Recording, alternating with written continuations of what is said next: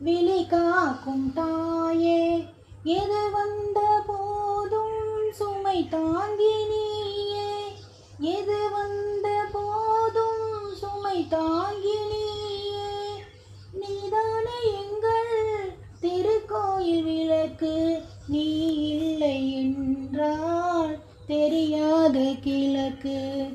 ஆனந்தம் விளையாடும் வீடு, நான்கு அங்கில்கள் ஒன்றான கூடு, இது ஆனந்தம் விளையாடும் வீடு.